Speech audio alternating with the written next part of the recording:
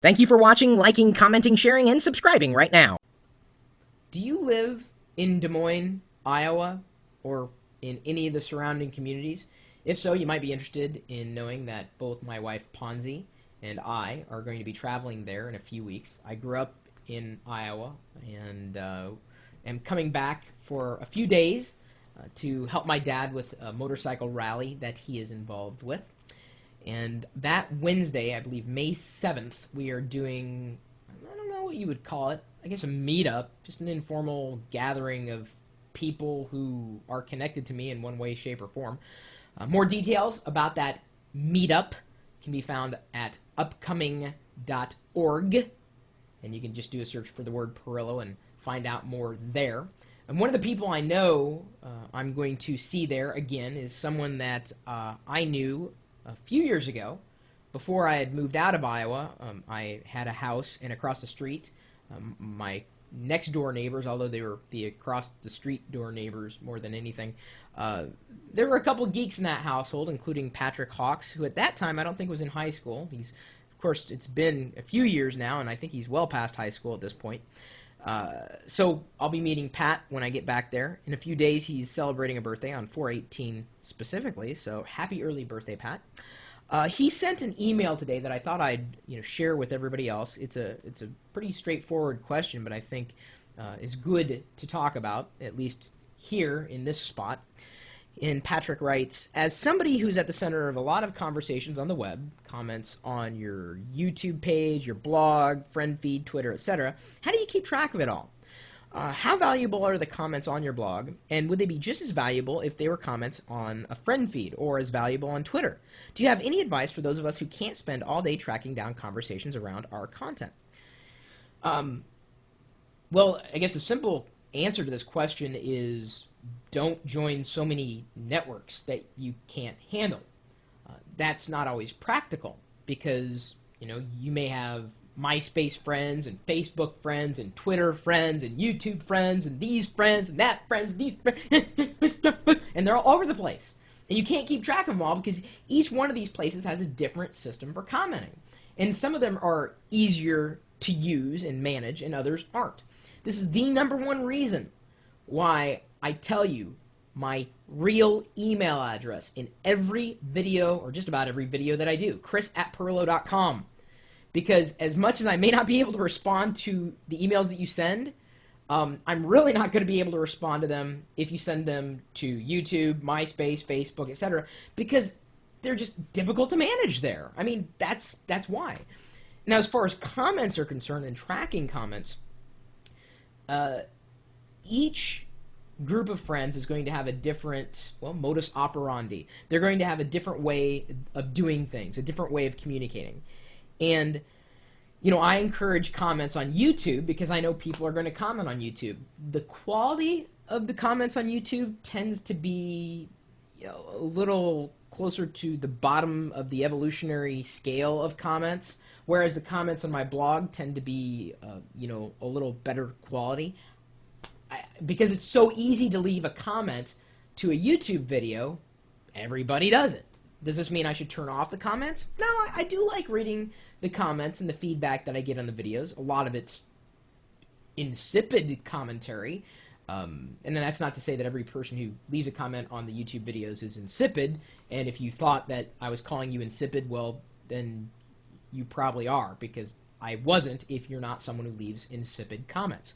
And I'm guessing that most people who leave insipid comments have no idea, A, how to spell insipid, and B, know what insipid even means. I value any comment that I get anywhere. I check my MySpace comments maybe once every couple of weeks just because it's kind of a pain in the neck to go through. I don't get a lot of comments on Facebook. Twitter is one of those stream of consciousness places. I've called it a social commons on the web. So it's easier to keep track of things on an ongoing basis.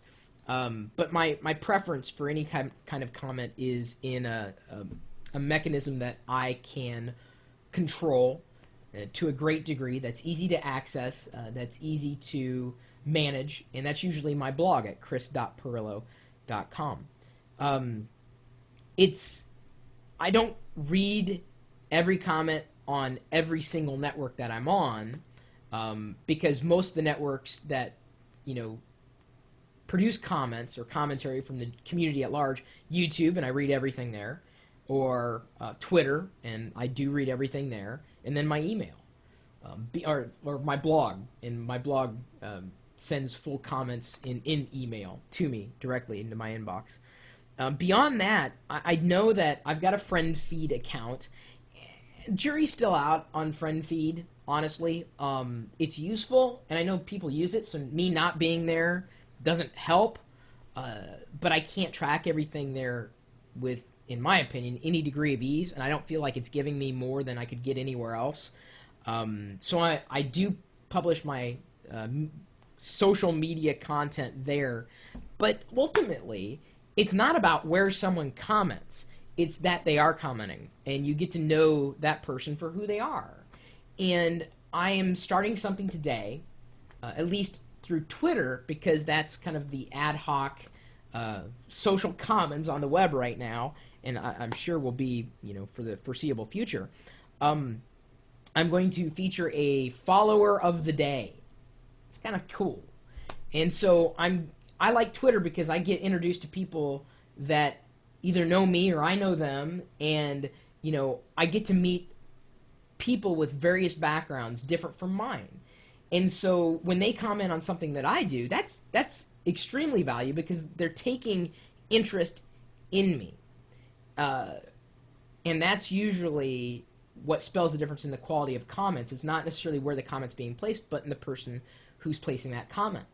And most commentary on Twitter is of high value, genuine in nature, and easily accessible and easily manageable. YouTube, not so much. You get a lot of spammers on YouTube. You do have spammers on the blogs as well, but you know, we try our best to, in terms of producing content, and Wicket's one of them. He hates when he gets spammed. He's got a Linux blog, and it's always getting, like, you know, spammed with, you know, download the BOS. So I don't know. Don't ask me.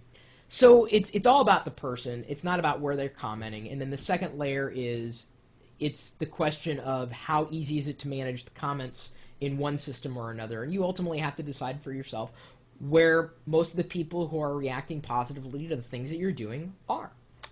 And then you pay most attention to them there. And I am an edge case. I am absolutely an edge case. I, you know, love consuming information. And so I tend to look at a lot on a very regular basis and, you know, do my best to share information back and treat everybody with the same degree of respect that they treat me. And hopefully that's a pretty decent degree. But you know, I manage it, you know, best I know how. And if I can't keep up with it, I just can't keep up with it. But I read everything. It's the reason why some of your comments don't actually make it through. Of course, if you're watching this video and you've had your commentary blocked, it's because I likely know who you are, and the fact that you keep on annoying me means you've hit that filter, the bozo filter, if you will. Now, my email address is chris@pirillo.com, no matter if you're leaving a comment on YouTube. And by the way, if you're asking me what kind of comments I appreciate most on YouTube, it's the video follow-up comments. I love those. Now, if you're leaving a question or comment on my blog, I like those just as much, especially if you have something to contribute back to tips or, you know, in this example, you know, how would you answer this question? How do you manage all those conversations that you're having all across the web? Where do you manage them? What do you do? Because everybody's going to have a different answer, and you never know. That answer may lead someone to a solution that had remained elusive until you shared it. That's the great part about being on the internet and sharing ideas back and forth. Well, my blog is at chris.pirillo.com. You can follow me on Twitter. You can subscribe to YouTube. Jeez and crackers, you'd have to try hard not to find me on the internet. In fact, I'm streaming this live video right now to approximately 4,000 people, at least according to the statistic on the... Oh, is my background... Stop it! Sorry, it kind of gets bored, starts floating around.